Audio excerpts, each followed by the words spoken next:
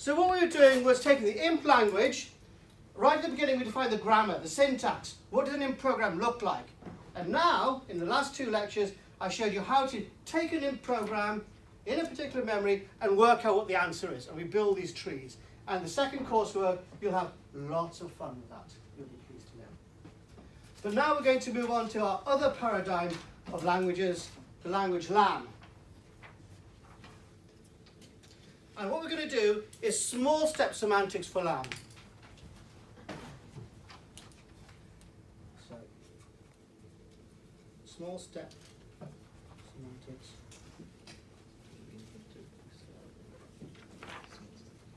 For LAM. Now it's small because we're not going to say, here's a program, there's the answer. We're going to say, here's a program, a little bit of computation will take you here, and then a bit more over here, and then a bit more over there, and you'll just carry on with incremental small steps of computation. So, in the next lecture we'll do big step semantics. Both are valid, both are reasonable, and how do you implement a large step semantics? Well, one possibility is a sequence of small steps. So, incremental little steps.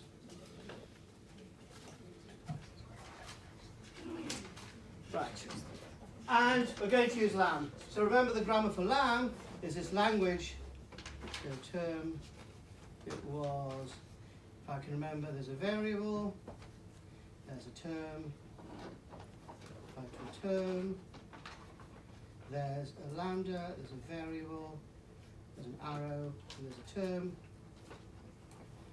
and then just some simple stuff, there's numbers, and then there's just addition of terms. Okay, so we're using this language now. So the first thing is, I want to just check, are you all happy with what this thing is, this lambda? Is it clear intuitively what that is? No. Good. Thank you very much. Helps me. So it looks a little odd, but it's actually just shorthand. It's very convenient. It's shorthand so we can write it down quickly. We don't want to spend too much time on it. But if I have lambda x arrow t, what this means is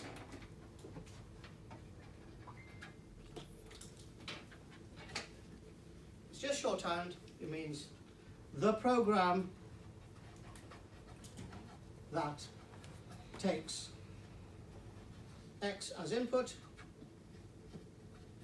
and feeds it into t. So it's a program, you've done your Java, you've written your methods, and it says public, static, blah, blah, blah. And then it says you have the name of the method, and then you have parentheses, and then you have some input. And then you have the curly brackets, and then you have the body of the program. Well, the variables that are the inputs to the methods, that's essentially the same as the lambda. Take some input, and then the body is t. So it might be unfamiliar. It's very compact and short, and that can cause confusion at first. But the reason it's compact and short is just so that you can write lots of stuff quickly and get on with it and get to the important stuff. But its meaning is quite clear. Take x as input, and then feed it to t. It's just a method. I mean, it's not really a method, but because of what we do with it. But you can think of it, you've seen this kind of thing before.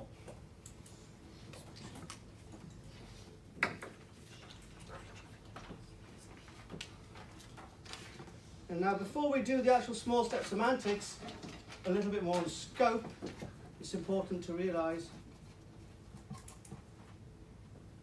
So, when we saw the language imp, when we had new, we saw that you can have new x equals something in, new x equals something in, and there are several different occurrences of x at the same time. And we need to be clear, when we see an x, where is it bound? Where was it declared?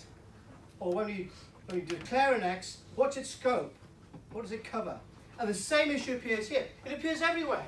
Again, if you write a Java method, and you say, my method name takes an x input and does this, inside this, you see your x. That's the scope of the variable declaration. Outside, you can't see that x. So it has the same thing here. So So things like lambda x dot x plus 5, that the program that takes an x and returns x plus 5 is the same program. Well, let's see. Is the program that takes x as input and returns x plus 5. So scope of x in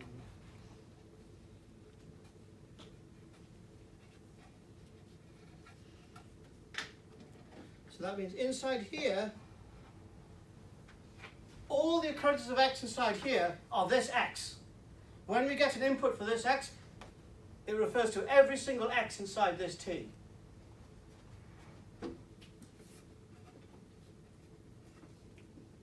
All x in t are bound. So that's another technical word. They're bound by the x lambda expression. Lambda. So. Okay. So all the x's inside here are this x. If you write it out in English, it all gets a bit wordy and a bit unclear, but it's intuitively clear. Every single x in here is bound by this x. So for example, if I write lambda x dot x plus 5 applied to x, or even better, lambda x dot, just to be precise. So inside this term, you see there are two different lambdas and there are two different x's. It's just like with new. You saw this in the last lecture.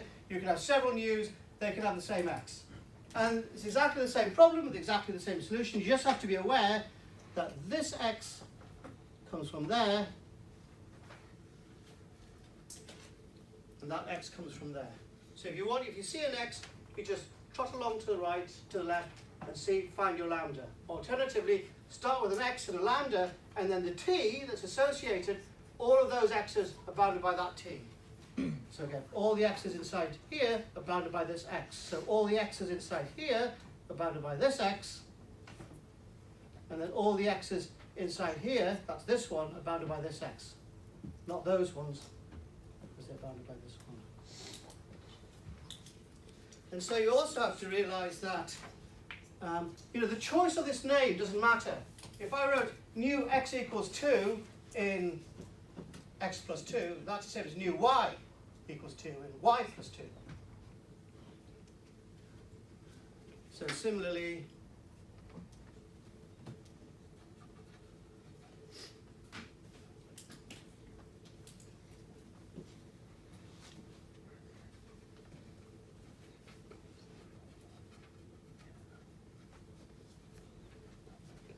if I take the program that takes x as input and returns x plus x, that's the same as the program that takes a y as input and returns y plus y.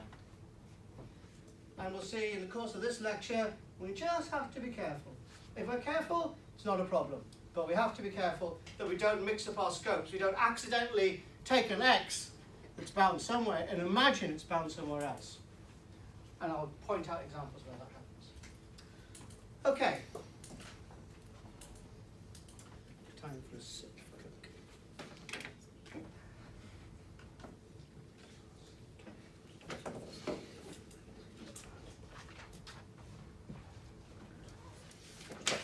So we've done reduction rules for imp, and they started off being quite simple, and they got fairly complicated. When we were doing the new rules, they got so complicated that I had to scratch my head when I was doing it live and think, oh, is this right? Is that right? So it's subtle stuff. Now, one of the nice things about LAM as a language, it's much smaller. Imp has blocks and commands and parameters and definitions and integer expressions and Boolean expressions, loads and loads of stuff. And all of those syntactic categories, they all have 3 or 4 production rules. So, I don't know, you've got 15, 20 rules and you must deal with them all. One of the nice things about LAM, it's much, much smaller. So it's much simpler to deal with. And we'll see that now. So.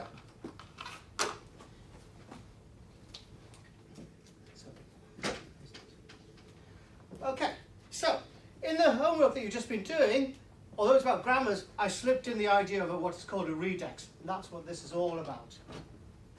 So computation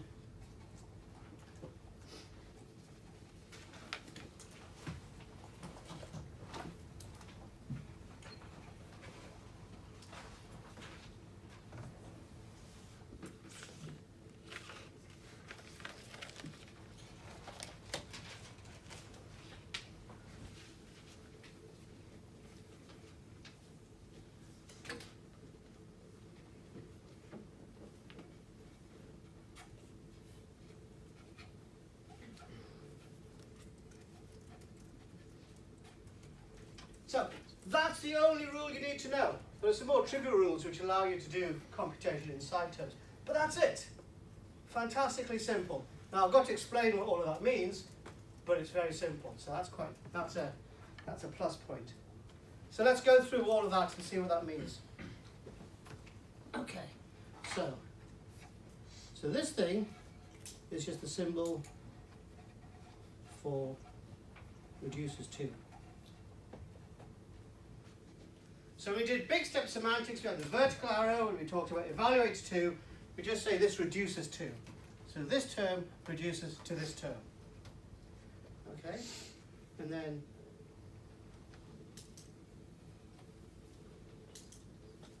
this is a regex.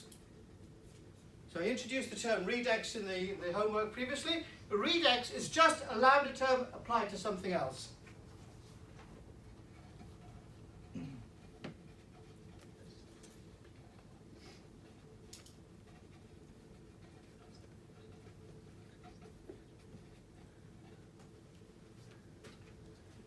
So whenever you see a lambda term applied to another term, that's called a regex. Whenever you have a regex, you can reduce it. And you get a free tiny lesson in Latin, I think. No one's interested in Latin? Okay, so this is when you can do computation. So you look at your big lambda term, and you look inside it, and you think, oh, there's a lambda term applied to something else. That's where I can do computation. Okay, and what do you do? Well, I've told you this program means this is the program, take an x as input and then do t. And now we've got some input, s is the input. So we've got a program, this is like, take an x as input and then do t, and give it the input s. So not surprisingly, what do? Well, we can replace that with the program t, and whenever we found an x, we'll put s there.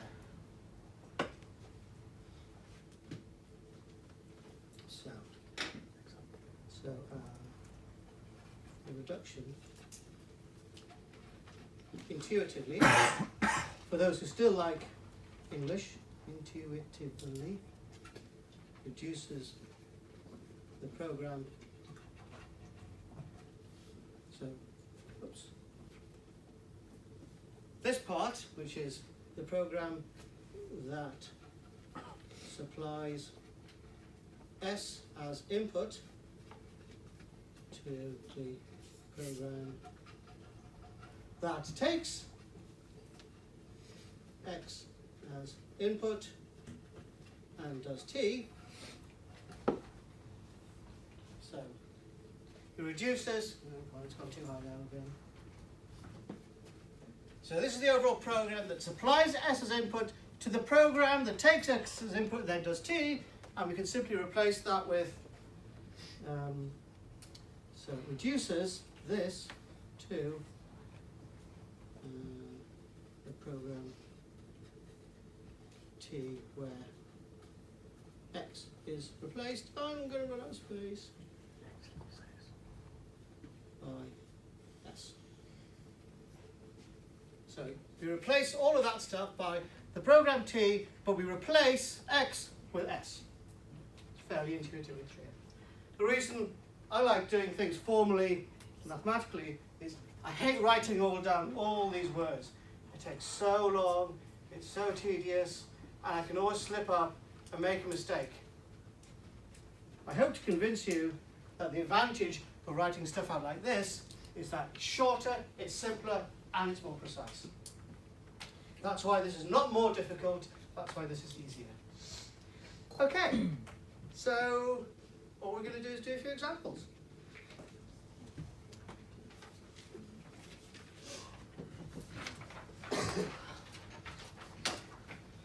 So example reductions.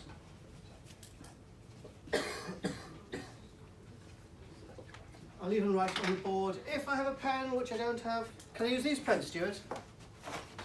No. I can. Well, maybe not.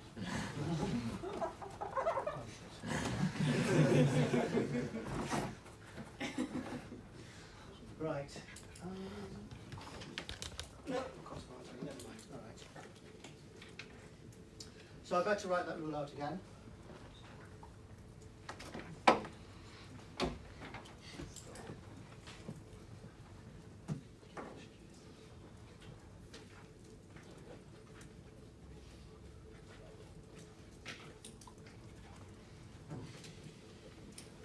Oh, I should say, here, this is meta syntax. This does not mean T square brackets S. This means T but with S, X replaced by S.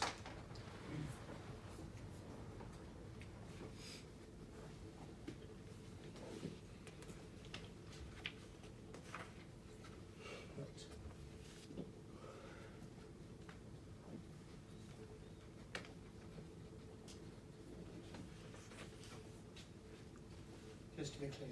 Okay, so let's do an example or two. So let's say I had the program which takes X as input and returns X plus X, and I apply it to 5.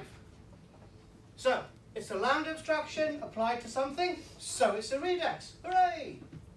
So I can apply this rule. And what do I get? I get T, so this was my T, and there's my S. So I get T, but with the X replaced by 5. So I'll get 5 plus 5. No, that's not the whole answer. Like I said, it's just a step of the answer. That's why it's small step semantics. So in a moment, we'll also say how to get that to 10. But I'm just focusing on these redexes. I should say these are often called beta redexes. Okay, not very hard. You just replace the X's with the S's. Here's another example.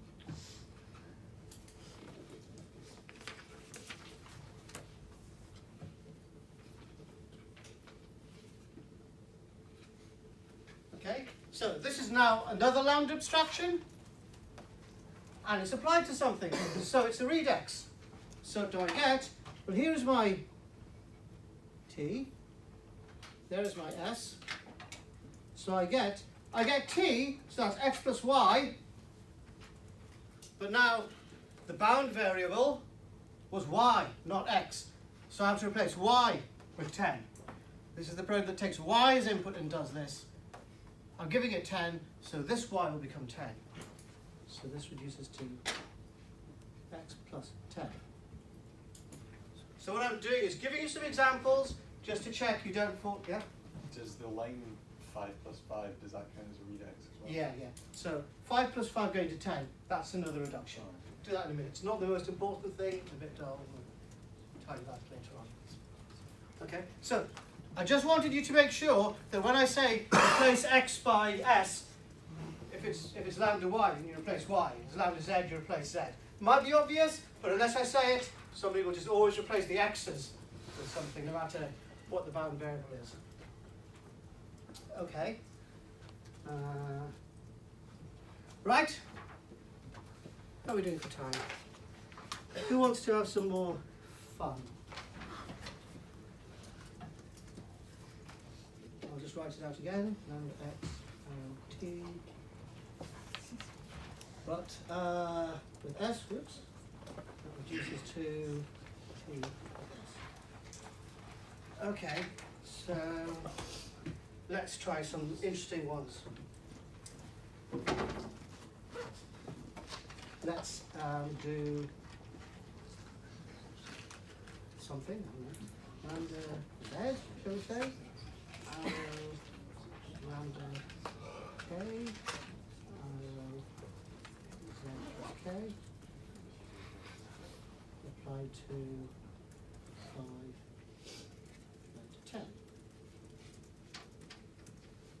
Okay, I'll put enough brackets in there so it should be clear what's going on. Okay, let's start then. Let's start at the back. So, can you spot any redexes inside that?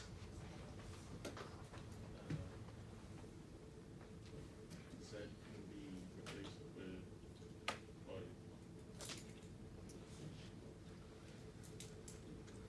By what? 5. 5. Let's have a look. You've got to read the brackets here. I know it's a bit far away. So, let's have a look. So, let's have a look. Okay, so there's a lambda term. So lambda is that. So this is a lambda term. Okay. It's lambda k arrow z plus k. So it's a lambda term. And then if you see the next layer of brackets, this bracket matches this brackets. So then this is a lambda term.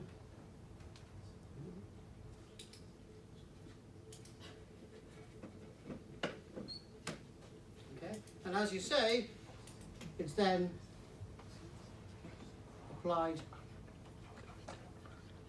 to 5. So hooray! We've got a lambda term, which is here to here, and it's applied to 5. So that's a redex.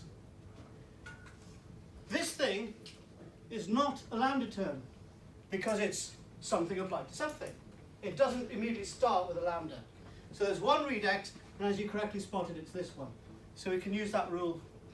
Okay, so let's go next. What should we reduce this lambda term to? Okay, so let's have a look at the rule. That's what we do. So the rule says if I have a lambda x arrow t and I apply it to an s, I get t, but with s replaced for x. So there's my x, there's the bound variable, new color. So we just match off the bits. There's the lambdas, there's the bound variable,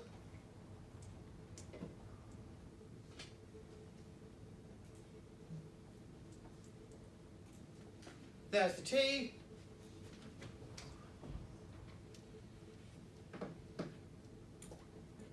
and there's the 5.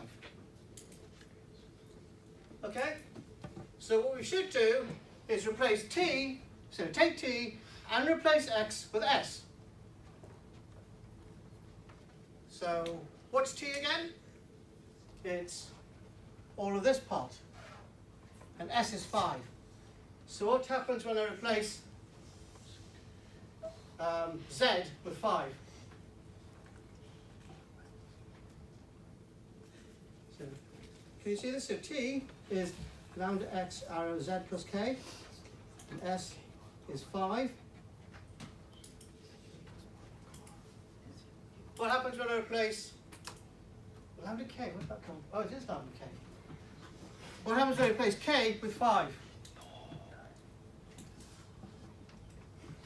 Can you see this? Z with 5.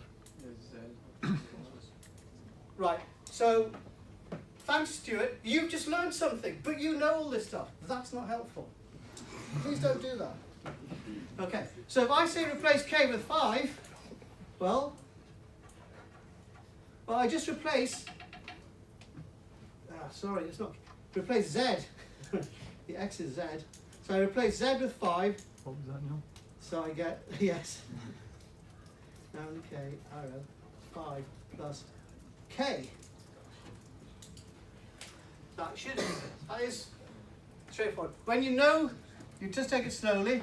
We're replacing, even though I said k, I know, when I replace z with 5, I just look inside here and I replace z with 5.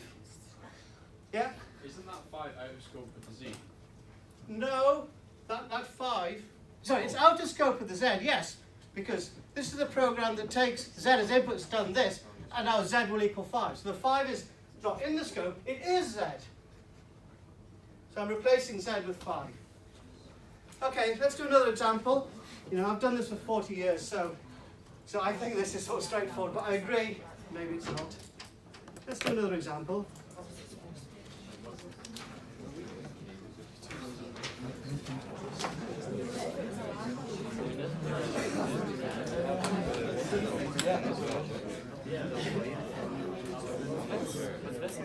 So that was complicated because I thought, yeah, you're up for it. I'll put 2 lambdas in. Maybe I went a bit too fast. Wasn't there another redex in the previous example? Oh, okay.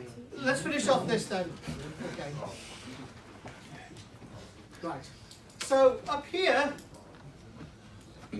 there's only one redex. You see, there's something being applied to 10, but the something is not a lambda abstraction.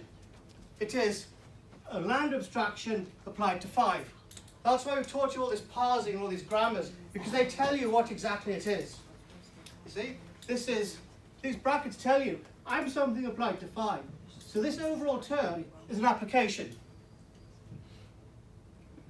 Yeah? But once you apply the okay, 5... but you see that? Yeah, Okay, but once so you apply then, the 5, I know what you're going to can't you say, get... and you're right, but I have to go slowly. So inside this term, there's only one redex. There are not 2 redexes. Now, when you do this reduction, so we replace this thing with this thing, I guess this overall thing reduces to this thing, lambda k, arrow 5 plus k, applied to 10. And so a second redex is created. So to answer you fully, there was only one redex in this term, but when you can do a reduction, you can create new ones. So then you have to carry on. So if we carried on, right, since you struggled, well, I've tortured you enough. Maybe I'll move on. So there's another redex. What does that reduce to? 5 plus 10. No, not you. So it's lambda k, so it's a redex because it's a lambda applied to something. Cool. So that means we can do our reduction. We need to take the k, and inside here, replace the k with 10. So what do we get? Yeah, 5 plus 10. Which later on will reduce to 15. So this part, the thing we're doing now, reducing redexes, is mechanical. I'm always telling you that some parts of the creativity, when you choose your rule, in P and Q, should we reduce Q if P is false? That's creative. That's a choice. It's up to you. This is mechanical. Once you get the hang of it, you just trot it out, and it's very easy. Right.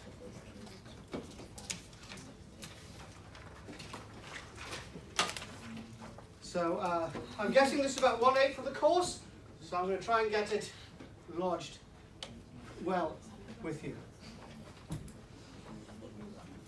So a few more. Right, let's try and do.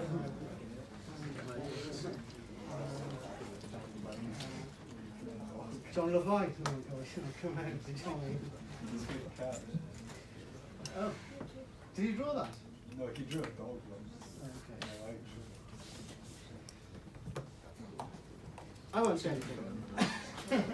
So how about T plus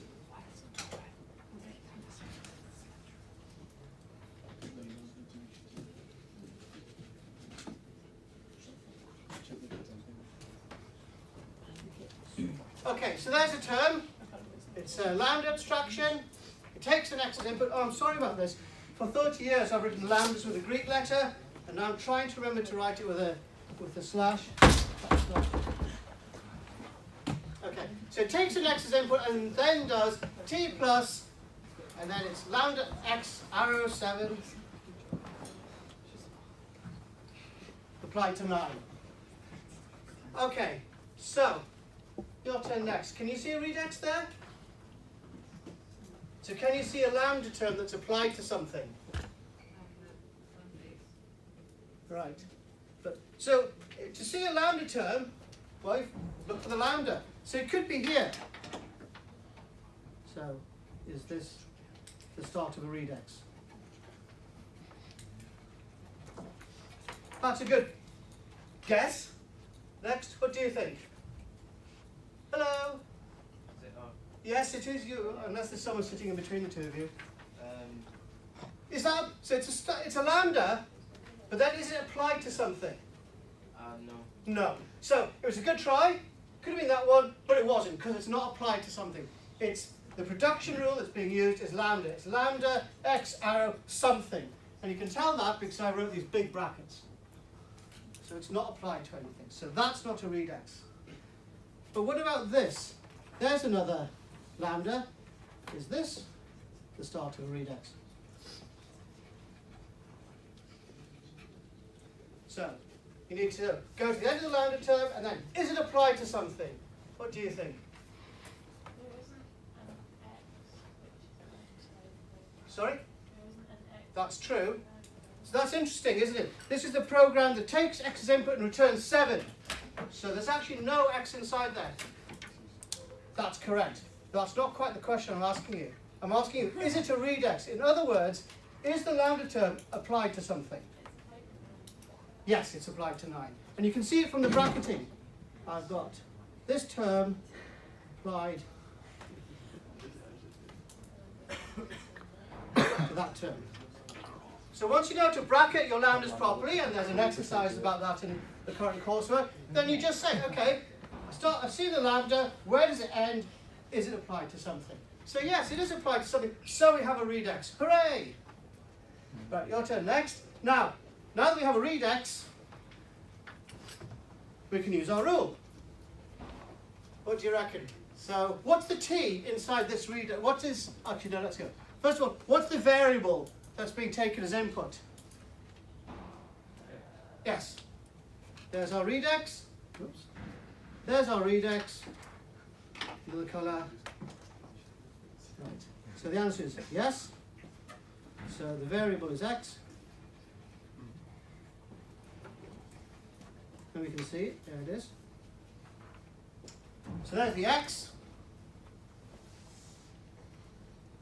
So there's the x. What about the t? So your turn, right to the back. What's the t in this regex? No, the 9 is what it's applied to. So it's lambda x arrow t. Lambda x arrow what? You have a go. Lambda x arrow what? I'm not sure. Okay, well it's utterly trivial. Literally, read after me. If this is lambda x arrow t, this is lambda x arrow 7. It's lambda x arrow 7. So the t is 7.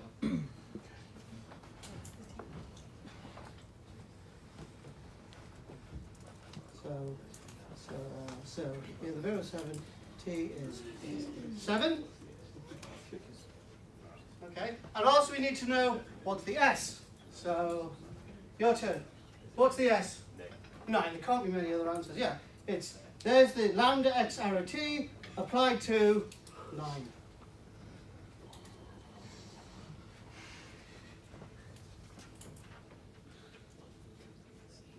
Okay, so all we need to do is figure out what is t, but all the x's replaced by 9. So that's your turn. And there are no x's, so it's very easy. So what happens if I take 7 and I replace all the x's with 9? 7. So therefore, this thing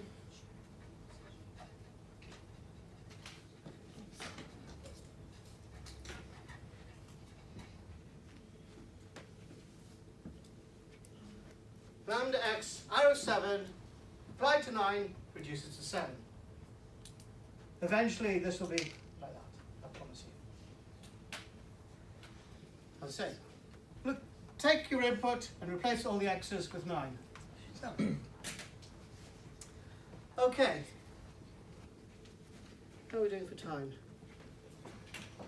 And of course, the overall term, there's a lambda x arrow t on the outside plus, so there'll be a lambda x arrow t plus this, plus 7. Right, so we're going to do one more example.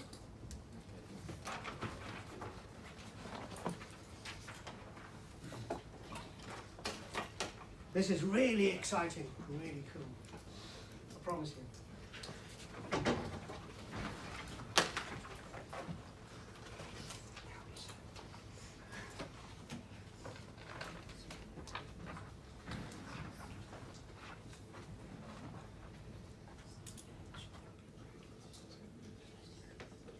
Oh, I need to do 2 examples actually. And x arrow x. Oh.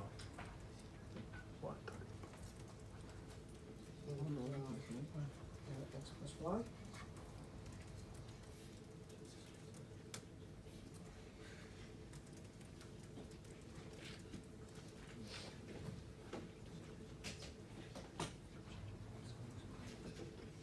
So, I have to warn you, this is a trick question. I've dug a little hole in front of you. So, if you can avoid the hole, I'll be very impressed. Okay, so this is a redex. I'll tell you that. Because I've got a lambda term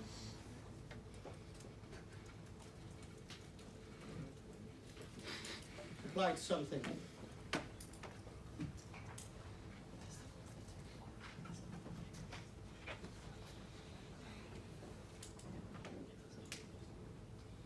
Okay, so in order to calculate the redex, I need to write down what the bound variable is, what t is, what s is. After you've done a few of the examples, you know you won't need to write it out so slowly, but to get you started, it's helpful to just structure your writing and your thinking. So what's the bound variable? Where are we up to? Your turn. Yeah. So this is this lambda term applied to this thing. So it's a lambda term, so it's this variable. It's not y, because that's the lambda term. Okay, so the lambda variable is x. Your turn. What's t in this example? Lambda y Yeah. to x plus y. Lambda y arrow x plus y. Okay. And what's s? Your turn. Y plus 2. Yeah. Okay. So, what is t? What's the answer? When we do the redux, t with s. Your turn. Oh, I'm glad I got you. You might avoid the trap. You look like an intelligent young man. I think this is where I fail now. What do you think it is? See, does the y plus 2 get passed to x, and then that x gets passed further into the lambda term? Yeah. So then it becomes y to y plus 2 plus. No wait, sorry. Y arrow x plus y plus 2. Right. Okay. But I'll tell you what. I'm going to do it naively, and we'll discover the problem. Oh, do you want another go? Okay, got it. Sorry. Because if you pass y plus 2 to x, so it just becomes y arrow y plus 2 plus y. Yes. Okay. That's wrong. But that's a natural thing to do. And given what I've told you, that's what you should say, so you're following perfectly. But I have to tell you about the wrinkle, the little complication. You know, there's always a complication in life. Here it is. So, let's see what we did if we did it naively. We do exactly what you just did. We take this term and replace x with y plus 2. Yeah? That's what I've said, isn't it? I've said, take the t and replace the variable with the s. Okay, so, what is it? We have lambda y arrow. Oh, there's an x. Let me replace it with y plus 2. And then plus y. Right? Now, I have to stress, this is wrong. And let me tell you why it's wrong. The problem is that, you see here, this y, right, that's bound to that y. Yeah? Remember all that scope and stuff? That means it's not really y, it's just take the input and do x plus the input. And that's okay here. That's still maintained. Take the input and, plus the y, that's the input. But this y, which comes from this y, from the y plus 2, which comes from this y plus 2, which comes from here, this is not that y. Paper down. Oh, thanks. Can we do that again? Oh, I can do it here, can't I? This y, which comes from the y plus 2, comes from here, which is the s, which comes from here. So this y is nothing to do with this y. This is a bound y. And it only affects this y. This is a separate y. But suddenly this y will now get bound by this y. So you have to be careful. If you're substituting under a lambda, you cannot capture these free variables. So, what you need to do is, when you look at, if you're substituting into a term and you bind a variable that's inside here, you should change this variable. Remember I said this is the same as lambda z, arrow z plus y? Sorry, lambda z, arrow x plus z. So if you're unlucky, there's a clash here. You're unlucky. Usually you don't get clashes, but occasionally you get clashes. If you do get a clash, you should change the name of this variable. So the answer is, it's wrong as this y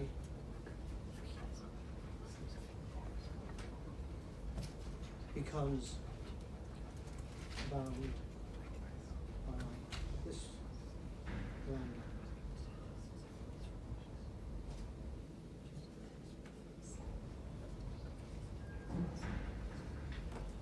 So the simple solution is just to avoid the clash and change this one. So that could have been lambda z, arrow x plus z, and then the z's and the x's are different, and there's no problem, and you can just do replacement.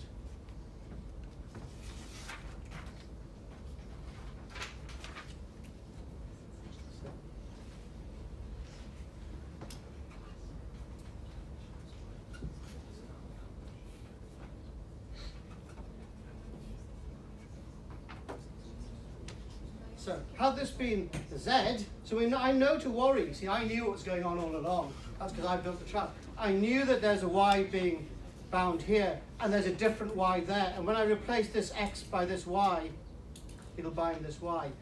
So, when you can spot this, when you know it's going to happen, you can just change it. So let's call this lambda z, arrow x plus z. So had that been the case, it'd be lambda z, arrow, and then the x gets replaced by y plus 2. And there you get the correct binding. So again, if you say it in English, it takes a long time to say it. But it's actually just formalizing some intuition. When you write a method name, the variable name doesn't matter. But if you've got a method with a variable involved that's bound, and you put some global input into it, you can't get it bound locally. So you have to be careful. So when you're doing the replacement, just check. So the moral of the story, check in T if there are variables bound that also occur in S. If so, rename the bound variable in T. So, this is a slight warning. Everything else is fairly straightforward, you get the hang of it, but that's the place you might trip up.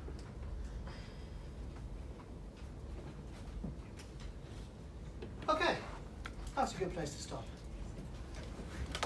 So if